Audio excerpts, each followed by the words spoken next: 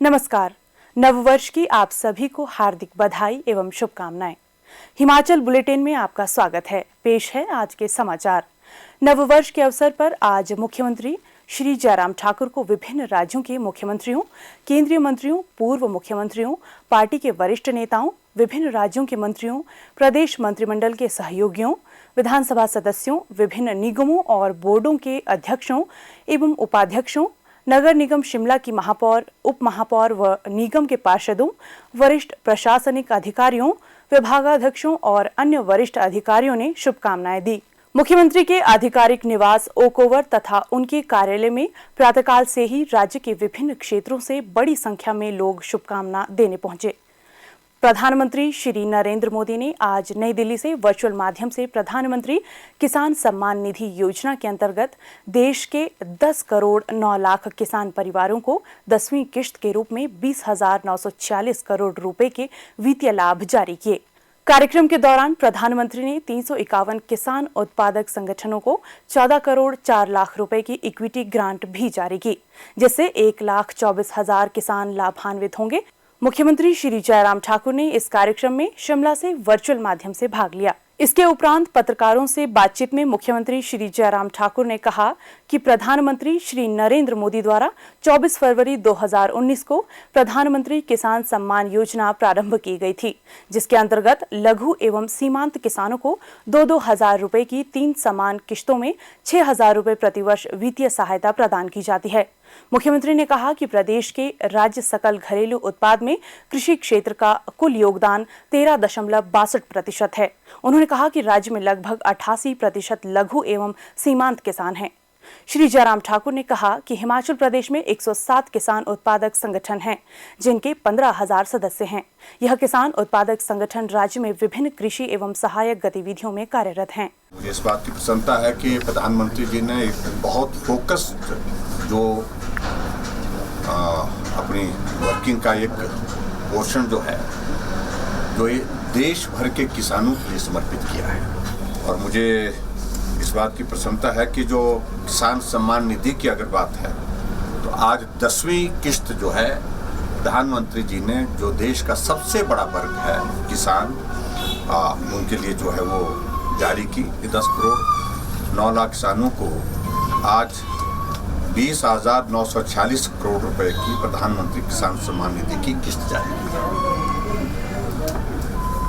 और मुझे ये बात बताते हुए प्रसन्नता है कि अभी तक देश के किसानों को 1,80,000 करोड़ रुपए की राशि अभी तक जारी कर दी गई। और मुझे ये भी बताते हुए प्रसन्नता है कि देश के 1,24,486 किसानों को 14.04 करोड़ रुपए की इक्विटी ग्रांट भी जो है वो जारी हुई है। हिमाचल प्रदेश की जहाँ तक बात आती है, तो हिमाचल प्रदेश के लिए इसमें 9,68,164 किसानों को किसान सम्मान निधि का लाभ मिला है। और 31 दिसंबर 2021 तक 1,537 करोड़ रुपए 1,537 करोड़ रुपीस जो है वो हिमाचल प्रदेश को इस किसान सम्मान निधि के अंतर्गत जो है हमारे किसानों को प्राप्त हुआ। प्रदेश में 7 एफपीओ को भी आज 16.72 लाख रुपए जो है वो इक्विटी ग्रांट जारी की गई। जिस एक कार्य को हिमाचल प्रदेश ने सरकारी स्तर पर उसकी शुरुआत की, वो प्राकृतिक खेती, उस पर प्रधानमंत्री जी का बहुत बड़ा फोकस रहा और पूरे देश भर के किसानों से इस बात के लिए आग्रह किया कि प्राकृतिक खेती को बढ़ावा देने के लिए आप काम करें। और उस पर एक जो डॉक्यूमेंट्री थी, उस डॉक्यूमेंट्री में भी हिमाचल प्रदेश का बहुत जो काम किया गया उसको भी दर्शाया गया। आज ये हमारे लिए भी प्रसन्नता की बात है। तो कुल मिलाकर के आज प्रधानमंत्री जी ने जहाँ पूरे देश के लिए नववर्ष की शुभकामनाएं दी और वहाँ 2022 के पहले दिन देश के किसानों को याद किया, उनके लिए सहयोग की दृष्टि से किसान सम्मान निधि की 10वीं किस्त जारी की। मुख्यमंत्री श्री जयराम ठाकुर ने आज छोटा शिमला में हिमाचल प्रदेश अनुसूचित जाति आयोग के कार्यालय का उद्घाटन किया। मुख्यमंत्री ने कहा कि राज्य सरकार समाज के कमजोर वर्गों के उत्थान के लिए प्रतिबद्ध है।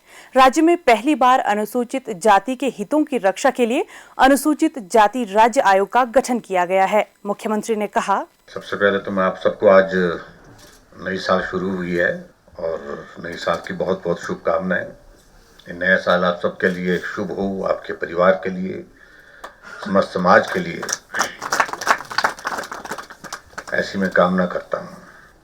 ये हकीकत है कि हम प्रगति की राह पर अगर बढ़ने की अगर बात कहते हैं तो निश्चित रूप से हम बहुत आगे बढ़े हैं।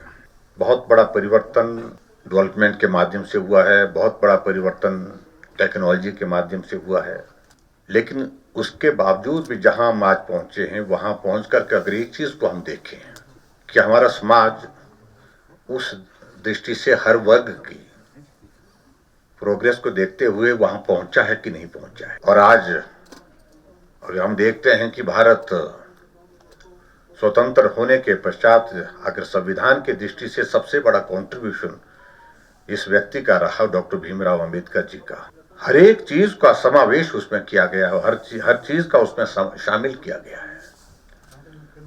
और आज वो संविधान एक दस्तावेज नहीं है, वो संविधान तो दस्तावेज के रूप में भारत की सत्ता का भी संचालन करता है, भारत की सामाजिक व्यवस्थाओं का भी संचालन करता है। और आगे बढ़ करके सत्ता और हमारा समाज मिल करके इस देश के विकास के लिए, समाज के विकास के लिए, उत्थान के लिए हम किस प्रकार से काम कर रहे हैं, उसका एक मुझे लगता है कि बहुत बड़ा मजबूत आधार अगर है वो हमारा संविधान है, जिसके प्रति हमारी श्रद्धा है, जिसके प्रति हमारा सम्मान है। अगर हमने इस कमीशन का अगर गठन किया है और इस कमीशन के समक्ष जो है वो ये कार्य बहुत बड़ा कार्य और मैं कह सकता हूं कि बहुत महत्वपूर्ण कार्य कि संविधान की व्यवस्थाओं के अनुरूप हर एक समाज के लिए, हर एक व्यक्ति के लिए जो है उसमें किस प्रकार से हम न्याय दिला सकते हैं, किस प्रकार से उसकी हम मदद कर सकते हैं, और उसमें से बहुत बड़ा काम इस कमीशन के जिम्मे है।